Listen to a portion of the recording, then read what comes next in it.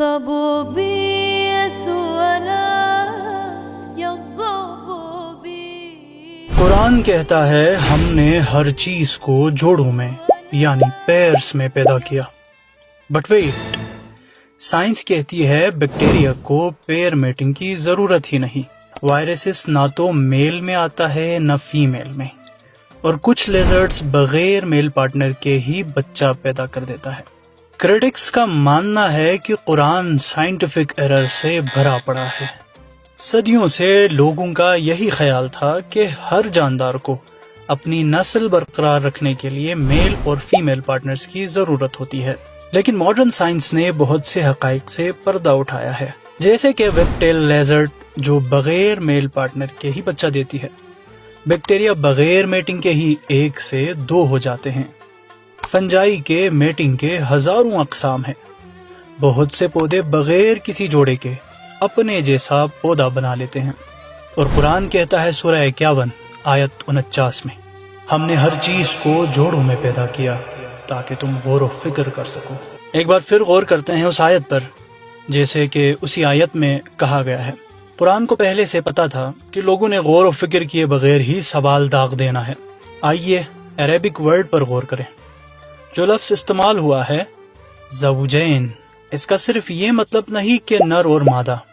اس کا مطلب ہے a complementary pair، مطلب 2 ایسی چیزیں جو ایک دوسرے کو مکمل کرتی ہے.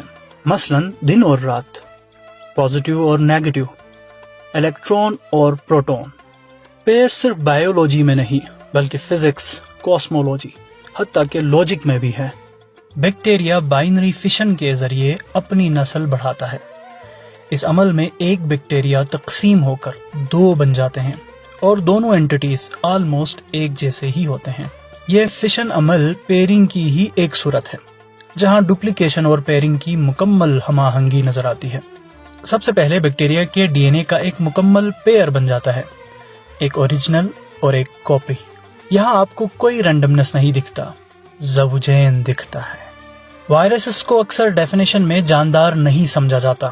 یہ ایک جینیٹک پروگرام ہے جو تبھی اپنا فنکشن دکھاتا ہے جب اسے کوئی ہوسٹ ملے، جس طرح ایک کوڈ کو رن کرنے کے لیے کسی ہارڈ ویئر کی ضرورت ہوتی ہے.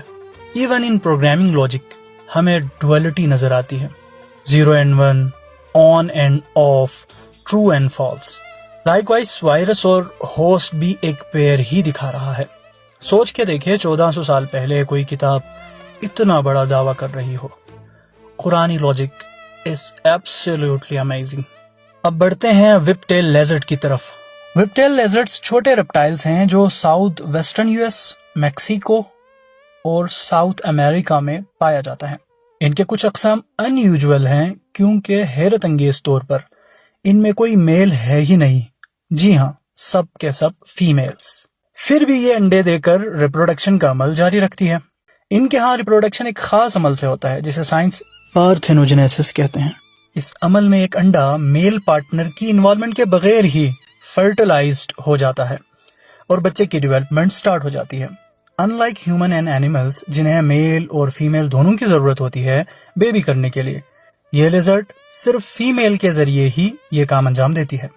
اگرچہ اس پروسیس میں کوئی میل نہیں بٹ سٹل ایک ہڈن پیئرنگ ہے.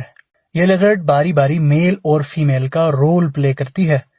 ایک لیزرڈ دوسرے لیزرڈ کے پیٹھ پر چڑھ کے سٹیمولیٹ کرتی ہے میٹنگ کو. یہ کام وہ فن کے لیے یا ویسے ہی نہیں کرتے بلکہ اس عمل سے اس لیزرڈ میں ایگ ریلیز ہونے لگتی ہے جس کے ساتھ میٹنگ کی جا رہی ہے.